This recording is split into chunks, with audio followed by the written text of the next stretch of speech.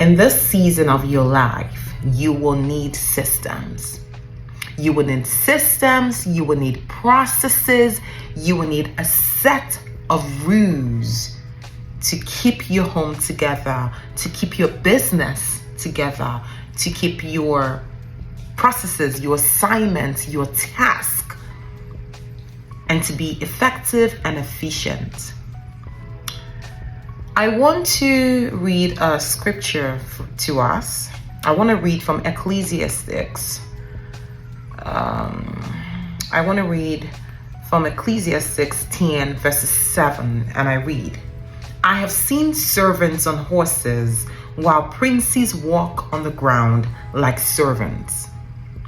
I have seen servants on horses and princes walk on the ground like servants. Christian business owners, visionaries, believers who have a mandate in the marketplace. You will not go far. You will not go further than your systems that you've put in place in your life. You will never trump the systems that you have put in place in your life.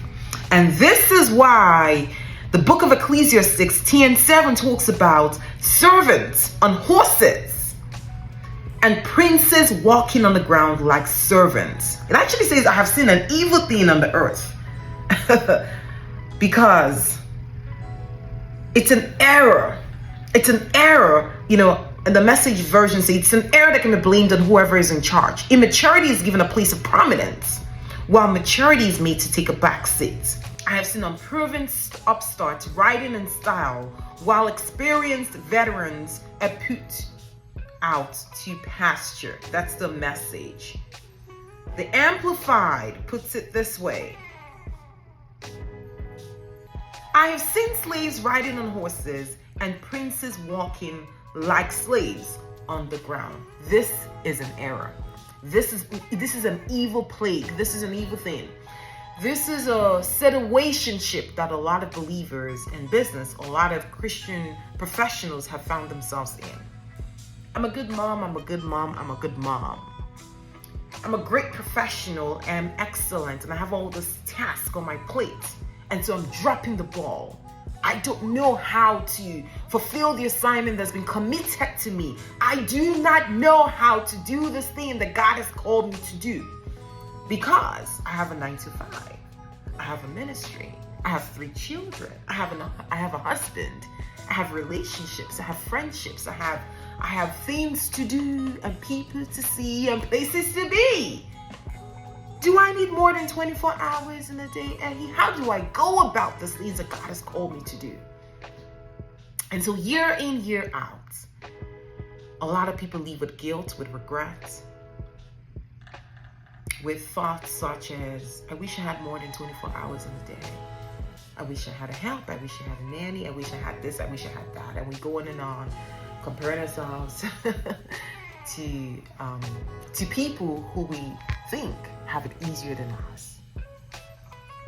But so I want to talk to us about the importance, the power of systems, the power of putting systems in place. Because a lot of people do not understand that systems, you can only be you can only be good, you can only be as good as your strongest systems. You can only be as powerful, as wealthy as your strongest systems. You can only be as effective, as efficient as your most potent systems. What is a system?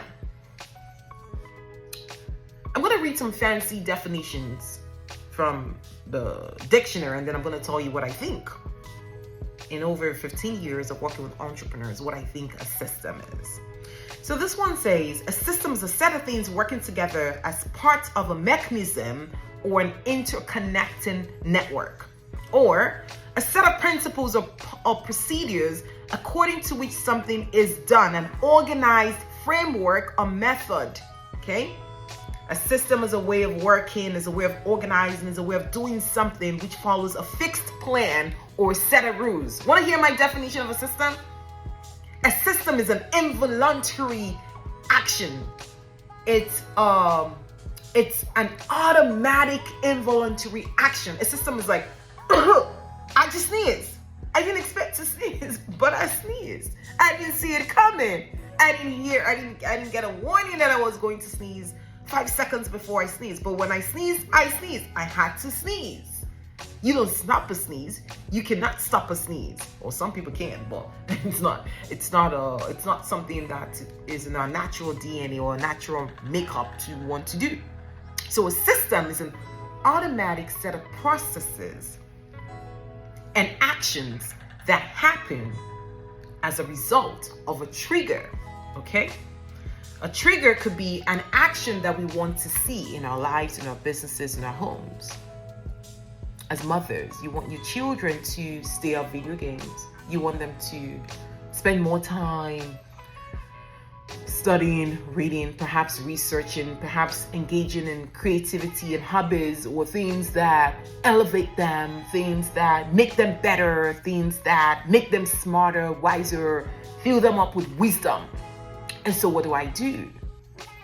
If I'm the average mother, I might just decide to depend on a manual process such as yelling, smacking, spanking, being frustrated, having to leave without these things being done, having to depend on the mood of my child. But if I'm a smart businesswoman, if I'm a smart person who's been called by God to do certain things, I may want to put a system in place. In this case, remember we said it's an automatic action that follows a trigger. It's a network of things that have to happen.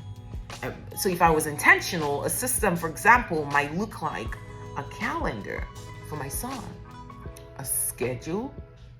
A system might look like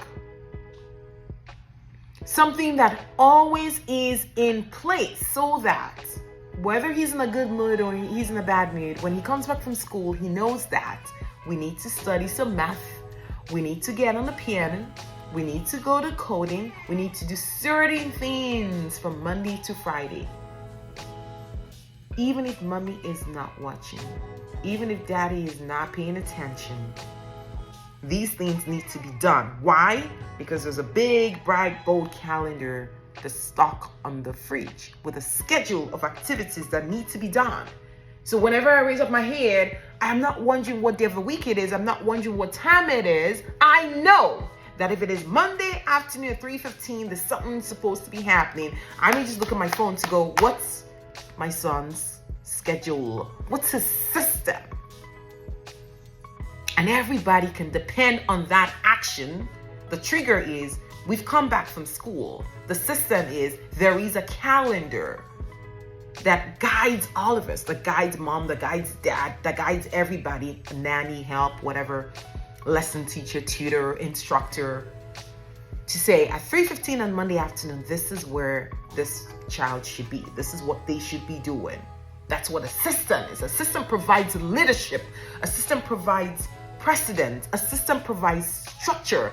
A system ensures results and ensures a specific action, a specific outcome, a specific result. Yes? Okay. When God gave us a tree, He did not give us a furniture. He did not give us books. He gave us a tree. And He expects us to put systems in place to fell the tree, to get the bark off, to process the tree, to make it into a piece of wood and assemble it and make it into a chair and put the chair in the marketplace and put a system in place, collect money for the tree. And we say, I have a furniture store. And this tree gives us wealth. Got it? So God will not give you the chair. He will give you the tree. And it is your job to put systems in place to bring about the wealth. Okay.